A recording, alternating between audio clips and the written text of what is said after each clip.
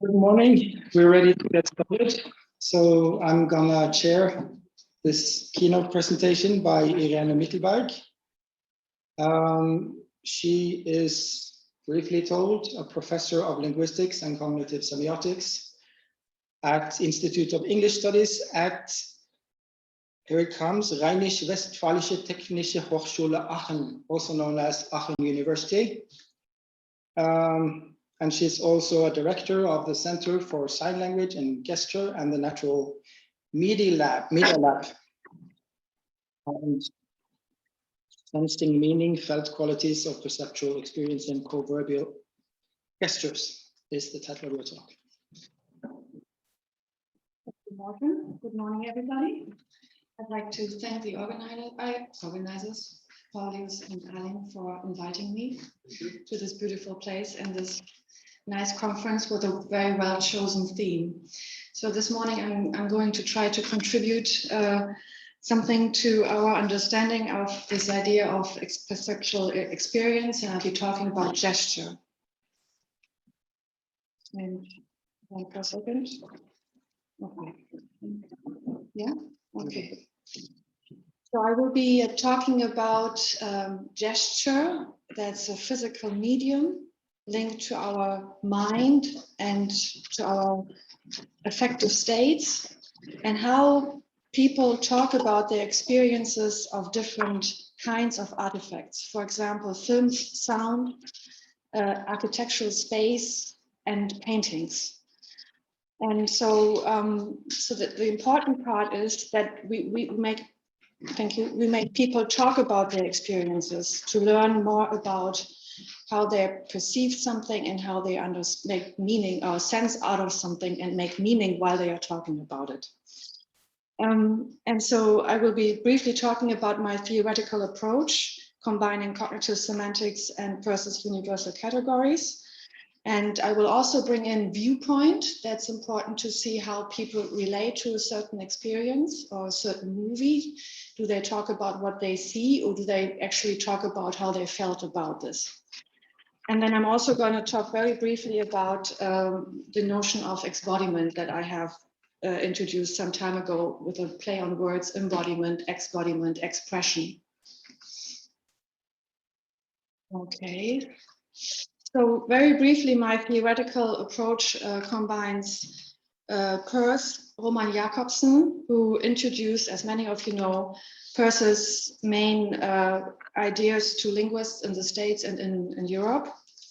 And particularly I've been working on his ideas of iconicity and indexicality and metonymy, and cognitive linguistics, because I'm a cognitive linguist also by training, and you can see some of the main concepts that I've been working on. All of this together, I'm calling the cognitive semiotic principles of multimodal sign constitution and interpretation that I've been concerned with in the past years. That's quite a lot, but gestures are complex. They intertwine with spoken language, so you need a theoretical framework that can account for language and non-linguistic expression. And very recently, we did suggest operationalizing Peirce's universal categories for neural imaging work, applying gesture. And I'm not going to talk about this, but this is part of the cognitive semiotic approach. Now, most of the gesture research so far, based on Peirce, has focused on the main sign-object relations, icon, index, symbol. And there is quite a bit of literature on iconicity in gesture, and of course, deixes, pointing gestures, and different degrees of conventionality. And so my suggestion is that we move to the more fundamental universal categories, because they seem to be apt at characterizing and analyzing gesture in a more detailed and fine-grained fashion. So I'm sorry, this layout is a bit, has moved a little bit when transferring my presentation to this computer, but I hope that you can see this okay. So you're all familiar with the universal categories, firstness with a focus on the quality of experience and feeling. And secondness on action and reaction. I'm only isolating some of the aspects here that are particularly important for my presentation. And thirdness, law, habit, and convention and schemata, and conventionalized meaning. So some gestures are more conventionalized and others are less. And I have a little, I wonder whether there's a faster way of clicking. Well, and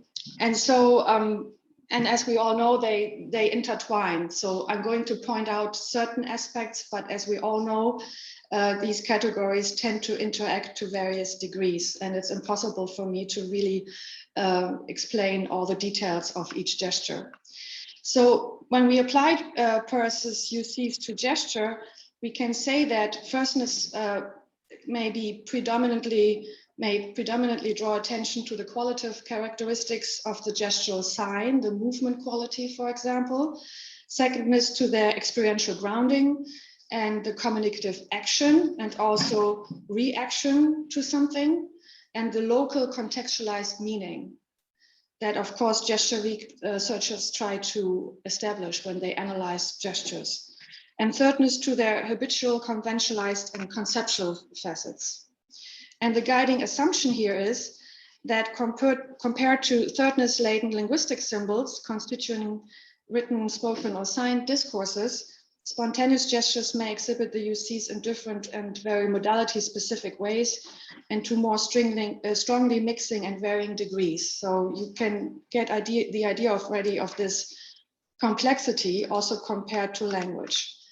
And so I'm going to start with not a co-speech gesture, but we have done some studies in our lab with architectural students. And they, in this example here, Sophie Riem did try to immerse herself into different kinds of emotions. And she started with this one. And so you can see that there are some habituated facets of this physical expression of sadness or grief in this example. So you have a certain tendency of the movements. Here you only have the still shots. And so they were repetitive and slow. The hands were close to the body and especially close to the face. And they were the motor of the expression, which is very often the case. And the body is dropped and the head and also the gaze is pointed downward. And so what she did was she then transposed this experience into this drawing herself. And so you can pick up some of these emotional qualities from the gesture in this painting or in this drawing. And so this is something that I would like to draw your attention to. Mark Johnson talks about the felt qualities of experience and meaning. And I do believe that this is very central to gesture, because when you gesture, you have a physical feel, right? And you can remember the feel of a certain situation, but you can also try to make new meaning. And you also have a physical feel when you do that. And so the image schema, and I'm the embodied image schema,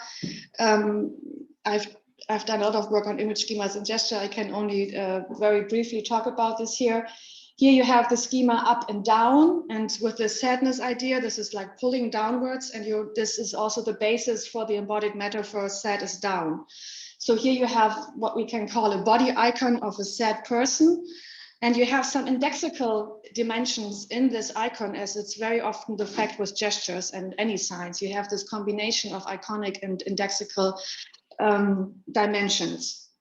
And so Linda Warren, I call this a body image icon and some incorporated emotional state indices to try to account for this.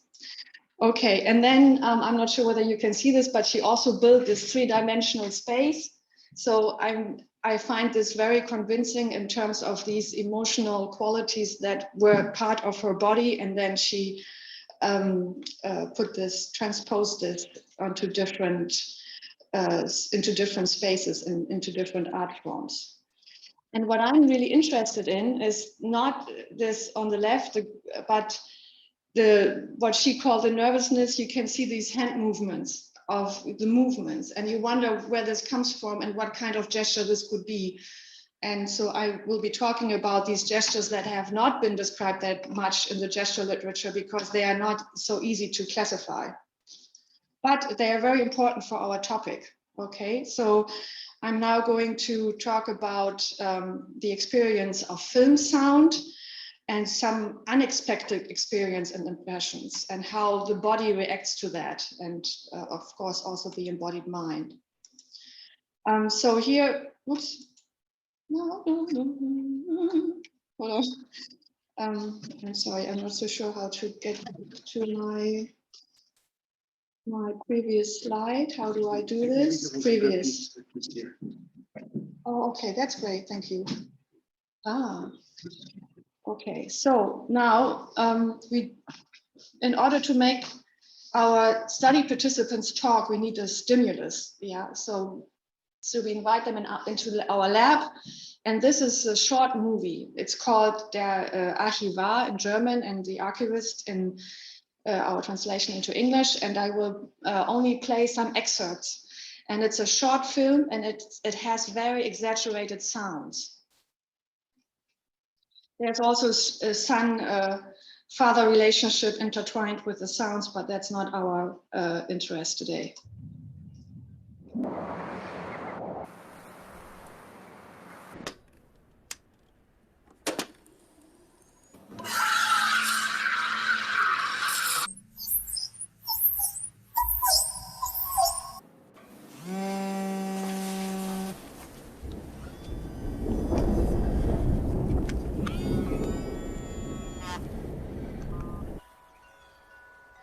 Mir ist die Entscheidung nicht leicht gefallen.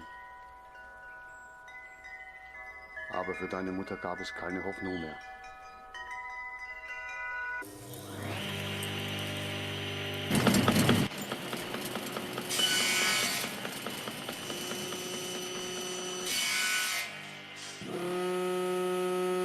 Diesmal kann ich nicht für dich lügen, verstehst du?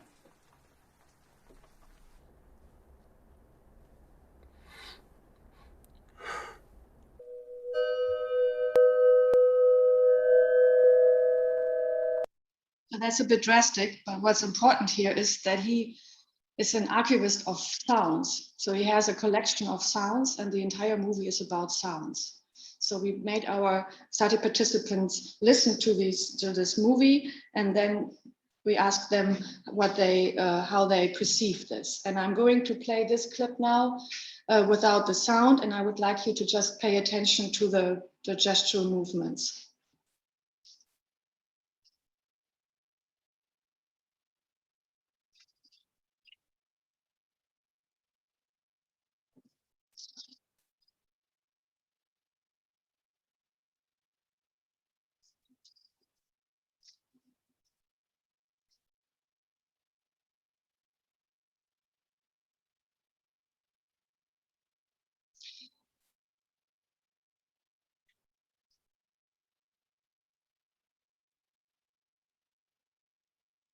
So there's a lot of hand wiggling. And as I said, these are not really gestures that are easy to classify. But I'm now going to play this with a sound, and you have here the German transcript and in green, the English translation. So she's talking about the noise and the sounds that are very loud and prominent, and that was very striking, and that they really influence the viewer. And then she first talks about this idea that the sawmill, for example, was unsettling for her. And then with the forest, it was calming. And you can see that this unsettlement is transposed into some undefined movement, but still, you have this transportation from the inside stage into the hands. And then the calming is like this very smooth motion. Ich fand es sehr interessant und auch, dass die Geräusche alle sehr laut und prominent waren und der Fokus darauf so stark war, das fand ich sehr beeindruckend. daran hat man mal gemerkt, wie sehr Geräusche einen auch beeinflussen können, weil zum Beispiel das mit dem Sägeraum da, das hat einen direkt oder mich hat das direkt beunruhigt. Und diese, in dem Wald, die zum Beispiel, war es alles sehr ruhig und das hat einen dann direkt beruhigt. Aber ich habe gar nicht gesagt, worum es geht. So what's important here is she did not really, for the most part, understand in these sequences what this was all about, because she was so much under the impression of these sounds. And so she's trying to talk about these unusual sound expressions, and we see how they are mediated by the speaker's gestures. And she has first this idea of unsettled mental state and then the calm state. And so she reacts to this. And I would say that, interestingly enough, there's no real understanding of the movie content, which would be thirdness, but there is this reaction to the sound. And normally, in studies by David McNeil, the participants are asked to just recount the content of a cartoon story, for example. It's not about their feelings or their sensorial impressions, right? So this is what I'm trying to put the focus on here. And you have these indexical dimensions that come from the inside out and tell us something about the inner state. So we can actually go back from the expression to wondering what is the cause of these movements, right? And of course, you also have some iconic dimension. I'm not saying this is only indexical, because you have these back and forth movements which are supposed to represent noise, and you have these smooth motions which are portray some kind of calmness or silence. So now very briefly about this idea of viewpoint, because when you are asked to retell a certain experience, you have a choice, you know, of viewpoint, and the viewpoint you choose has an impact on how much of your inner disposition you will reveal to your audience, right? So in gesture, again, there is a huge literature on viewpoint. It's a really big topic, and the viewpointed nature of iconic gestures. Rarely there is enough of, I think, of a discussion of the indexical qualities of these viewpointed images, iconic gestures. Yves Sweetser has also stressed this indexical nature. So, for example, if you have this stimulus here, which is a typical cartoon event stimulus, this hopping motion, then you have character viewpoint. I'll do this very briefly. So the person recounting the content becomes the cartoon figure and is enacting that movement. Or you can have more of a detached observer viewpoint, and you can kind of draw a little diagram into the air of the movement quality. And then they also talk about emotional viewpoint, and here this refers to the facial expressions that are also imitated. So there is something about some of these emotional qualities. But my point is that I'm interested, as I said, in what is called in the literature experiential viewpoint and these sense impressions, and the viewpoint of the experiencer who is affected by the viewing or the listening and talks about his or her experience. And then how that is visible in those multimodal acts of meaning making. And what you saw with these unsettled movements, I found also in other participants. So here, this is about what's interesting here. He explains how the movie kind of had an impression onto him. So it's this direction, right? From the movie, from the experience into his inner, body and mind. Die Stimuluseindrücke und die Sinneseindrücke, die auf ihn It's very subtle, right? Inward. And this is a metonymic rendition where she just, sorry, this is, should go until to the ears. So this is just one example of how the sound impression onto the ears is being represented here.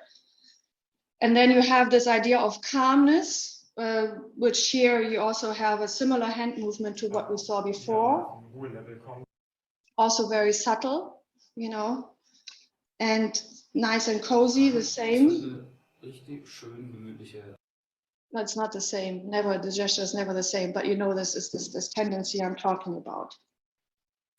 Then here, this is also a participant who does not talk too much about this, but what is interesting is that she's talking about the pure impression, der pure Eindruck.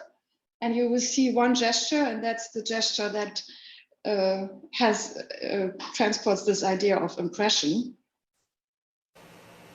Ich wusste einfach gar nicht, worum es geht anfangs, sondern es war der pure Eindruck. Das war ganz spannend. Da hat sich dann eine Geschichte drum herum gesponnen. So she has the shoulder movement, yeah, so that's the whole body that kind of perceives the sound, and this impression which was fascinating. So now I'm moving into the second phase of my talk, and the feel of space. And here again, we work with these architecture students, it's very interesting to see, of course, how they talk about space, and they have really a certain spatial cognition and gestures that are very, for us, very fruitful. And so I'm going to talk briefly about this idea of experiential viewpoint, and what I try to call simulated artifact immersion, because there's this idea of immersion. So experience, relived experience, and immersion into a certain space. It's not a detached observer viewpoint, and it's also not a character viewpoint in the narrow sense of the term, because there's no character, there's no scene to be recounted, but it's about the experience of space. This is our motion capture lab, the natural media lab, and so we can visualize those motion traces, as you will see, and we can also analyze the numeric data. And I cannot talk much about it, but if you're interested, I'd be happy to show you more about it. So this is another architecture student, and we made them talk about a memory of space, so how they experience space. And she is talking about a childhood memory that she said that she every morning on her way to kindergarten, she would run down the spiral staircase. And so I'm going to show this to you. And please pay attention a little bit also to her eye gaze, and then she will draw this spiral into the air. Und wir waren halt ganz oben, und immer wenn ich halt zum Kindergarten musste, dann konnte ich immer die Treppe von oben runtersausen, ganz schnell. Aber diese Treppe, die nahm und nahm und nahm und nahm kein Ende, weil ich eben das Gefühl hatte, dass wir in einem riesengroßen Turm wohnen. Ja. Genau. So it's the childhood memory of also the feel of space from her perspective at the time. And so what's interesting is that she's positioning herself on the top floor, and she's looking into the volume of the staircase. So we were on the very top, and then she uses her finger. This would be observer viewpoint. So she observes herself walking down the staircase.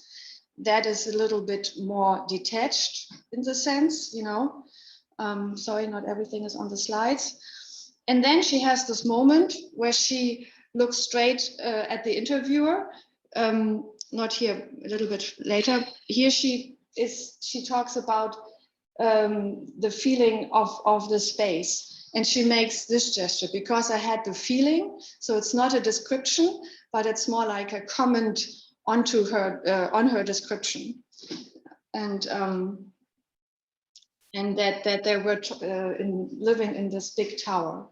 So this is very subtle again. I'm not talking about drastic emotions, right? I'm just talking about some affective qualities of these memories and how people talk about it, and how you can see that in the gestures and in the organization of a gestural multimodal description. So I hope you can see the blue movement, maybe not so well. Well, this is the movement trace, and of that spiral, which is a lot more irregular than you might think when you just look at this gesture. And so, thank you, Ali. So what I find interesting here is that this is what we call in gesture research a motion event, right? She walks down the staircase. And she did this many times. And so that means there is a repetition of this motion event. And so we can talk about this in terms of image schemata, like the path running down, a spiral is an image schema, up, down, verticality. So all of that helps to structure her, her gesture. And so that means we can see some thirdness in this gestural performance. And here I would like to show you this motion sculpture. So the architecture students, they have, I mean, they are very computer savvy and with software, so they have printed this sculpture based on this motion trace. And we have actually, we had an exposition of these sculptures not too long ago in Berlin and in Frankfurt. And what I would like here to show is that in this way, there is this idea of reference of a gesture is no longer important. So secondness is not really important, this meaning of a contextualized gesture. And I, for my part, I enjoy very much looking at these qualities of the gesture that is here brought to the fore in this sculpture. So it's decontextualized. We can also describe this with Jakobson's poetic or aesthetic function. This is kind of a self-absorbed movement and product. Now, paintings. I don't know at what time I started. Morten, excuse me. 9:20. 9:20? Yeah, so you still have 18 minutes. Okay, great. Thank you. So the next part, I know this is a lot of images, but at least you have something to look at also this morning. So this goes back to a study I did some time ago, where I picked 3 paintings by Paul Klee, and in which there was some kind of human-like figure. And, oh yeah, that's very nice, thank you. And and I showed these paintings each time for 60 seconds to our participants. I took the paintings away and I asked them to describe them from memory. And some of them had a more genuine relation to art than others, but they all did very interesting things and unexpected things in their descriptions. So this is Paul Klee's The Tightrope Walker, der Seiltänzer. And the overarching theme of these paintings is balance, because I wanted to look at how the balance schema is not only manifests itself in these paintings, but also in the gestural description of these paintings. So the study is called Balancing Acts. And now this is an American native speaker, and she describes this painting from memory. She's a very astute observer, and so she gives all these details. And I would like you to pay attention to the viewpoint shift. So first she describes the structure of the painting and some of the structural features, and then all of a sudden she switches to an immersed viewpoint and she becomes the figure on the tightrope.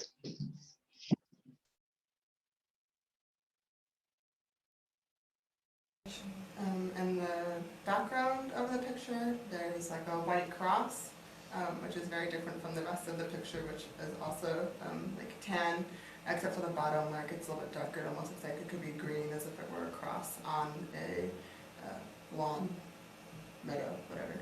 And then on top of that, it looks like a man or some sort of figurine is standing on it, and he's holding something, and he's looking to the side, so it almost looks like he's going like this, because one leg looks more stretched out than the other, and his head is drawn in the face of like a teardrop, so it's very pointed. So that's a very detailed description. And what you see here is the motion capture plot. So Matthias Priesters isolated some of these motion traces. And what you can see here is this cross, yeah, and some of these things that hang down from the tightrope. But of course, in gesture space, you don't have always an exact idea of where you are. And so here you can see the movement traces of this description from observer viewpoint. And here, this is the opposite. So this is character viewpoint in the sense that she iconically enacts the posture of the figure in the painting. And she even has the shift of the weight and all of that. So it's quite amazing, right? And Lakoff Johnson and Rudolf Arnheim, they suggested balanced schemata. And I have an analysis of these paintings and the gestures in terms of these different kinds of balanced schemata. But I just want to say that this here is character viewpoint. Maybe it's not experiential viewpoint, but it's kind of a mix because it's about her relationship with this painting. And of course, when you become the figure in a painting, you kind of appropriate the painting, right? And so that is, I think, in terms of empirical aesthetics and so forth, you know, there's a lot to be said also in terms of Bredekamp's picture act, you know, that pictures do something to you. So there's a lot to be said, and I'm definitely gonna take up these studies again with different kinds of art, like more abstract art. This is Paul Klee's Dance of a Mourning Child. And here again, you have, she describes this painting, and here you can see that she mirrors the figure, and you have like a distribution of weights along the axis of her body that resembles here exactly the figure. So this is again character viewpoint. And here what Matthias did is he isolated the description, the iconic description. So this here is a flowing skirt, right? These are the stretched out arms. And this is the heart-shaped mouth here and the eye slit. So she uses her face and she goes like this. So again, she becomes the figure, and that means that she has a much closer relationship to the scene. And here, just the three of them, what I find interesting is that you can see that they really reenact the posture, and also they stand. Luckily, we did not ask them to sit down to describe the paintings, but they just really can mirror the painting. So that there's some form of alignment between the figure and the person, and some resonance. You know, there are all these terms that we could use in order to explain this more carefully. And then you also have here these motion capture plots. These are wing movements. So the person actually adds movement to a static painting. Of course, you also feel that when you gesture, right? So this idea of feeling and perception and embodiment comes through in gesture in many different ways. This is something I didn't show. Some other participant said that up there it looked stable and went like this. So again, you know, they add movement and all these kinds of experiences to the paintings. And this is what I showed before. So this also is balanced, you know, so you can see that they always used two hands, which is also not a given in gesture research. And so you can also see that these gestural descriptions are balanced.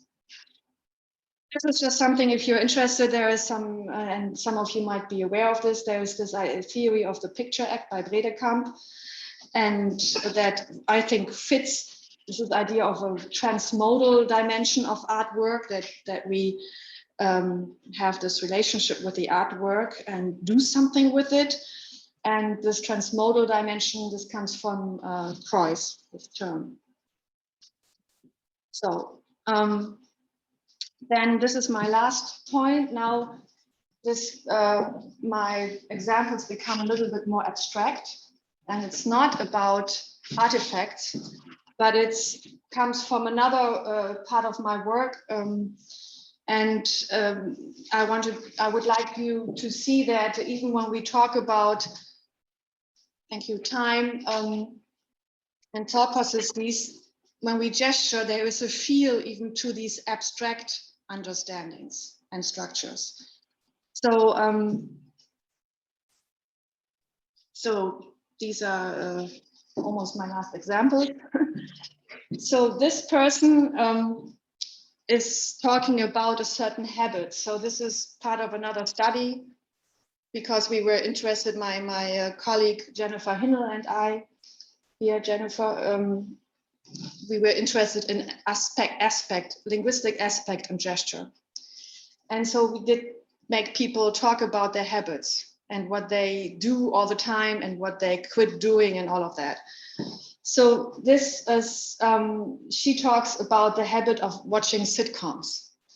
And here she's talking about a certain time frame and so of episodes. Made a list of like all the TV shows that I watch and like all of the episodes from like the point of like where I was to like the end of the season. So I at least knew. So the point from where I was until the end of the season. So here with the mocap, you can look at this trace superimposed onto the video or just by itself. And that means you can actually look at the exact execution of the gesture. But what I would like to point out here is that you have several image schemas that are interacting, and she has not a forceful way of gesturing, but you can see that there is some what we also call stance in gesture research, and what is the attitude with what towards what you are saying. So that's her habit of watching sitcoms, so she has this way of gesturing about it. And it's not this very subtle way of gesturing that we saw before. So here are these image schemas that interact in this time frame, right? From the source path goal schema, the sources from the point of where I was, till like the trajectory, the end of the season. And then there are these other schemata container. This is like also a space that she creates for, so time is space, extension in space. And so that means you have some more abstract construal, as we would say in cognitive linguistics, and that these image schemata actually motivate the gestural expression and helps us to analyze them. Also, of course, in terms of metaphor, like time and space is a metaphor. One more example. I like this example because they have this beautiful regular shape here of a gesture, and you would not see that when you just look at the video. So she's now talking about the same movie with the sound expressions, and she said, if I were to continue watching the movie. Sensitive to sound, and it's very overstimulating. So if I were to continue watching the movie, like I wouldn't have a problem if the film were to continue. So if I were to continue watching, so she has this loop into the future, and then it's a counterfactual, but the counterfactual appears in the form of this beautiful arc gesture. And so again, this can be analyzed in terms of image schemata, like process left, right. So we have in gesture research and also in other modalities, as I'm sure many of you know, you have like the past and the future in gesture research in Western cultures. They could show that the past is normally to the left and the future to the right. And she has this leap forward into the future and doing this hypothesis. So I would say that there is a feel to this hypothesis through the gesture, right? And this conceptual metaphor. So as you can see, it's very complex. And also, when we talk about conceptual schemata, that's thirdness at that level. And so because there is also some similarity regarding how people gesture about the future and the past, depending on the cultural background, for example. Okay. And this is a quote by Mark Johnson, which I think resumes quite nicely what I talked about today. And so I'm just going to read it out loud. But let us not forget that the truly significant work done by image schemas is tied to the fact that they are not merely skeleton or abstractions. They are recurring patterns of organism-environment interactions that exist in the felt qualities of our experience, understanding, and thought. Image schemas are the sort of structures that demarcate the basic contours of our experience as embodied creatures. Their philosophical significance, in other words, lies in the way they bind together body and mind, inner and outer, and thought and feeling. And I hope to have shown today that gestures do all of that. You know, in certain moments, there is a focus on more of the feeling and sometimes more on the conceptual motivation. And sometimes, of course, it's an action habit, a pattern, a motor pattern. So we need to take all of this into account in gesture research. So I'm coming to the end of my talk. So back to the starting point. You remember the drawing I showed in the beginning of a person in grief. And I would like to end this on a more positive note. And this architect, I should say, so Irene has also, you know, she has enacted all these different, several different emotions or mental states. And this is her way of enacting joy. So everything goes upward, as you can see. And this is her way of representing that in this drawing. And this is anger. So you can see here that their hands are all over the place. So for me, these drawings are really interesting because they have a lot to do with using space and the body. And of course, there is also some color semantics involved. And I would just like to compare this to how we gesture and we use the space around us, you know. So with the mocap here, these are our first motion capture studies, or the first attempts to freeze these movement traces, to see them. And you see that there are no patterns. This is just like 4 minutes of gesturing, right? And you can see this also from above. And then in gesture research, I mean, this would be secondness because it's an immediate, it's like one act of gesturing. But then in gesture research, we're looking for patterns. So we want to get to thirdness, right? And one of my guiding questions of my dissertation some time ago was, where is thirdness in gesture, right? And so what we try to do is we try to derive from this almost, this idiosyncratic way of gesturing these patterns.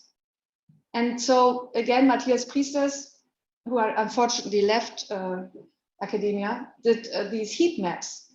So he isolated the most significant moments and the moments with the most impetus of a gesture over 20 minutes of conversation, and created these density maps or heat maps of gesturing. So these red points are the hotspots of this person. So that means these segments that are red here, the hand spent most of the time, right? And so that is interesting in the sense that,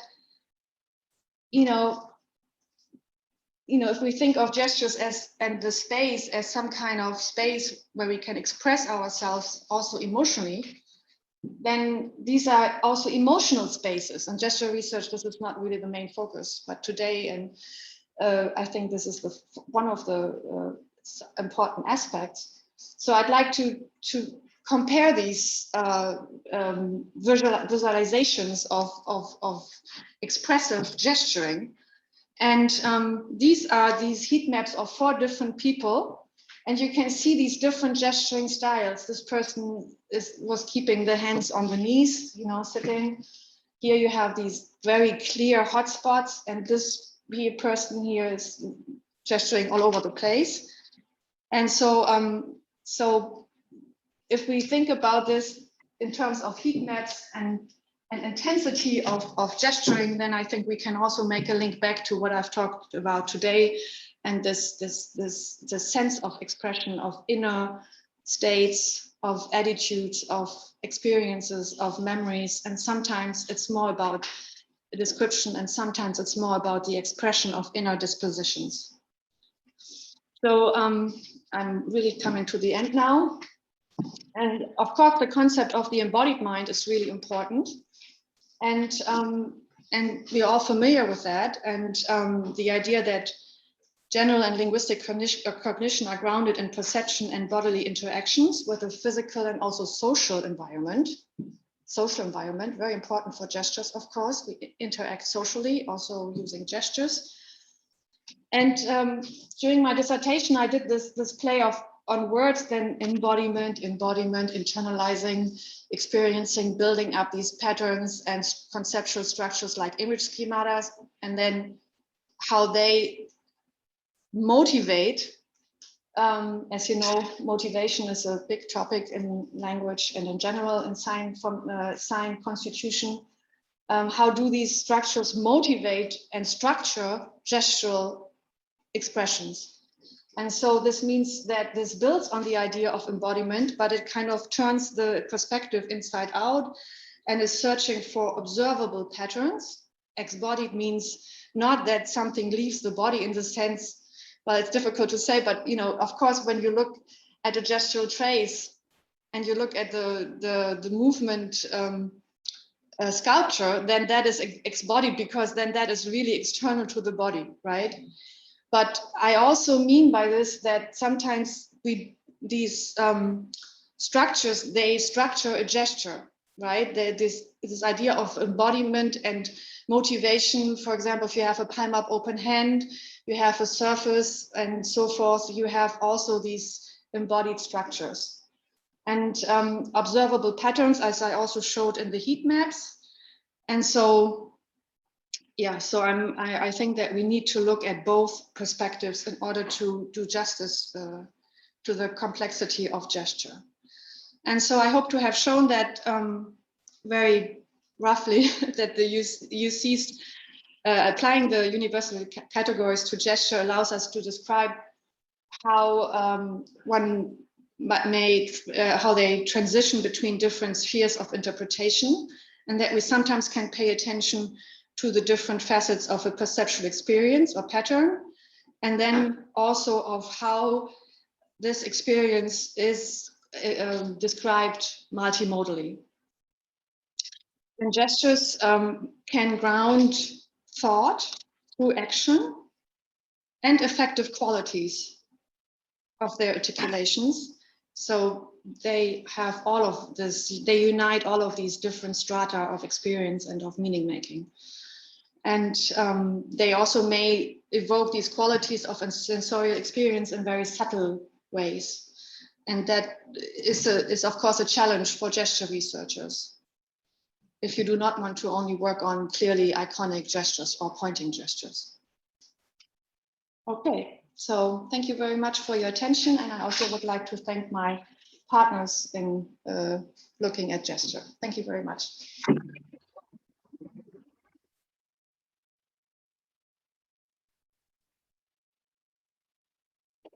And of course, I'm happy to take questions. Yeah, I think we can start with one question online first, and then I see Fredrik's gesture over there. Who's first, Aline? Thank you. We first have a question from Inessa, and I'll read it.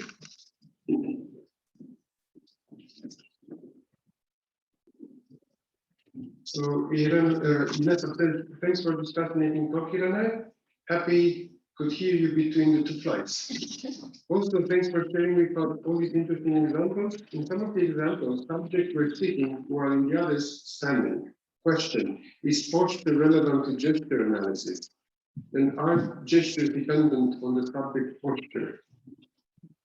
Thank you very much for your question, Ines. And well, yes, of course, whether you are standing or sitting down does have an impact on how you can gesture and how you can use the space and how flexible you are in terms of gesturing. And we sometimes think about this very carefully before asking people into our lab, and sometimes we don't think about this so carefully. And but since this has an impact, as you also could see in the balancing act study, I do think that we should really take that into account more carefully. Thank you. you. All right, Frederick, next. Thank you. Thank you, Irene, for a very inspiring presentation. I just noted in the passing something you said that occurred to me to be very important. Maybe the fact that in gesturing, when basic gesture as a image schema, this gives the gesturing person some kind of embodied, felt experience of abstract concepts, which I think is in a certain sense, when you think about it, it's surprising, at least if you measure it against, sort of our standard empiricist prejudice, which is that experience is always something very concrete, and then later we may perform abstraction in a sort of secondary intellectual remodeling of concrete experience.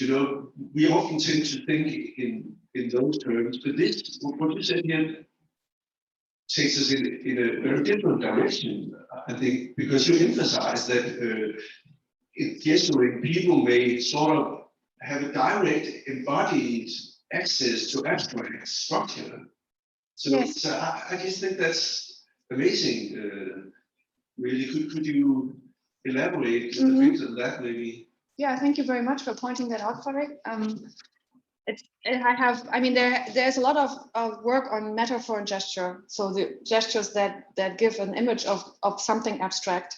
And some of the work shows how image schemata are kind of the underlying structure that then get projected onto something abstract. But the more I look at this, the more I do feel that actually the gestures are image schemas. They are embodied image schemas. And I have really nice examples of linguistics professors talking about linguistic categories and structure, because that's what I did for my dissertation. I videotaped these poor linguistic professors and then applied image schemas, metaphor, metonymy. And so I would say, yes, if you have a cup gesture and talking about the main verb and you go like this, then that is a container and a cup, so categories are containers is a conceptual metaphor. And a container is one of the most prevalent image schemata, and object as well, and path. So we constantly draw a path into the air, directions, but also talking about a long meeting. And, so I do think that, yes, this is more genuine and ingrained than we thought maybe before really analyzing a lot of different gesture data. Yeah, so thank you for pointing that out. And I do find it also important to say that this gives us a feel where it's like feeling those abstract structures. And if we think about this, also if we just sit down and think and conceptualize, that might also have certain repercussions for our whole understanding of thought processes.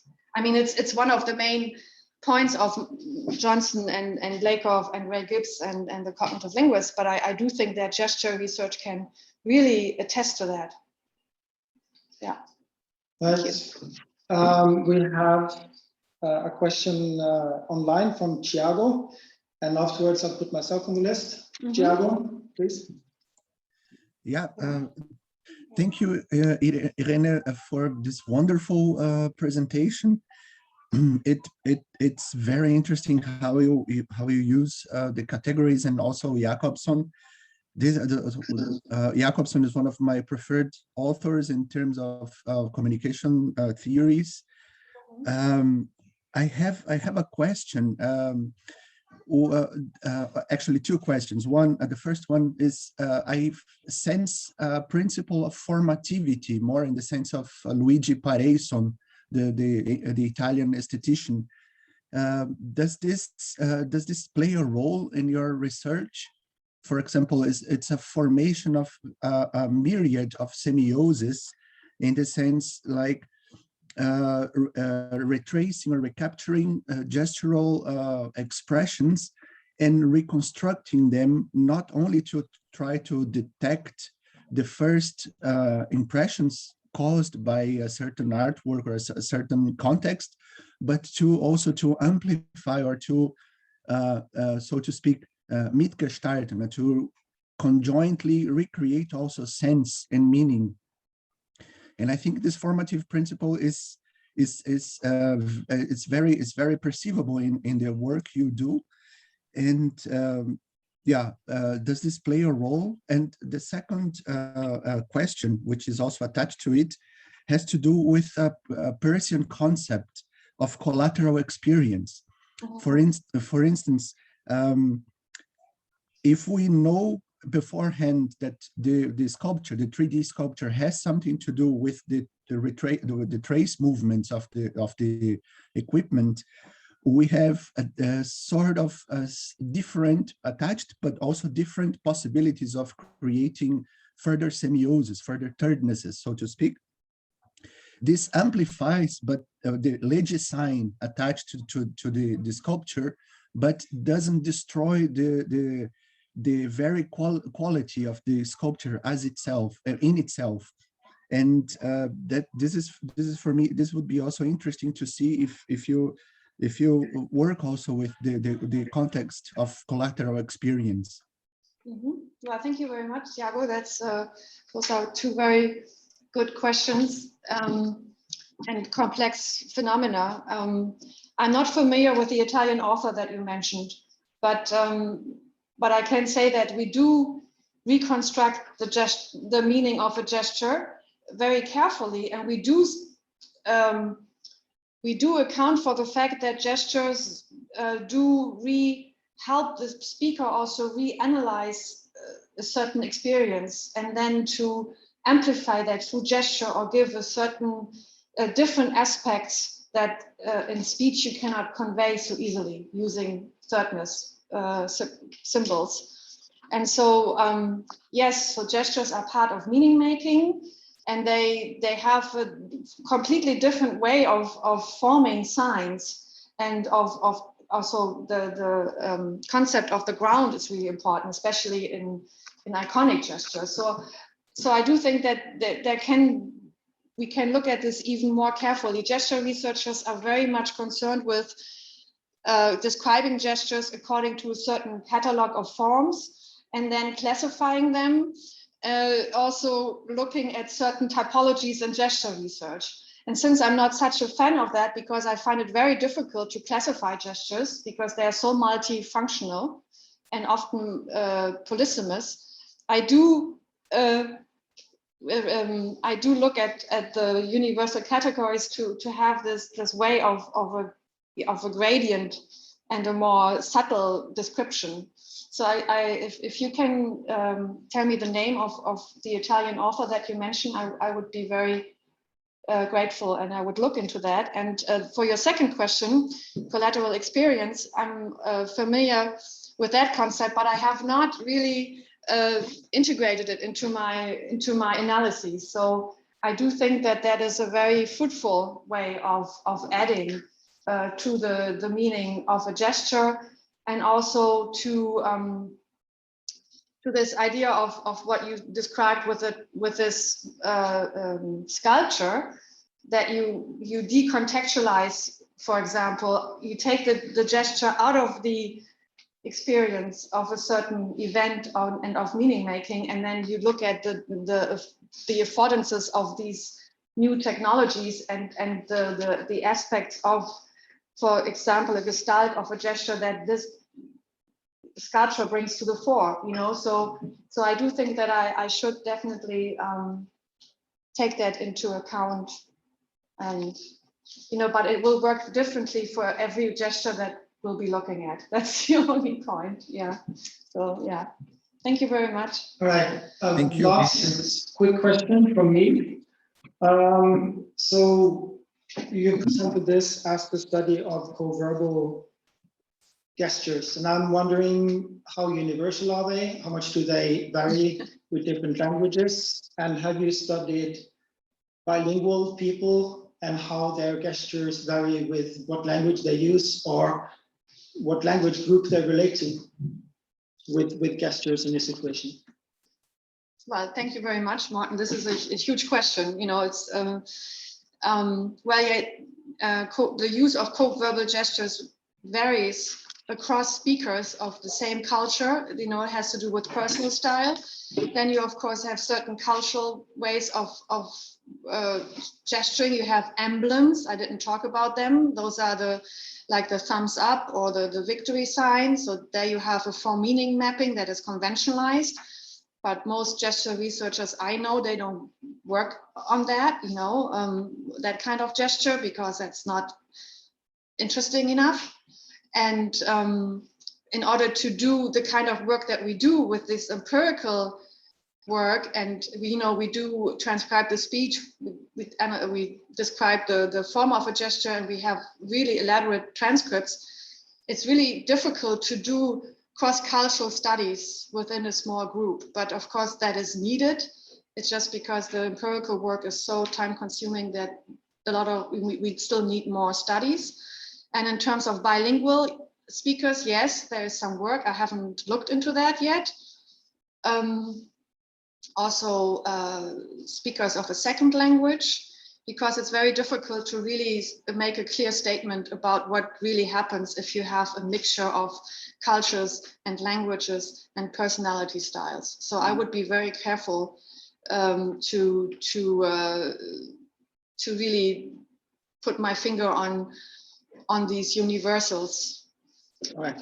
Pointing is a universal. Pointing gesture would be a universal, but there are a lot of variants of pointing practices. So it's in gesture, you don't have this idea of a truly universal language. Thanks a lot.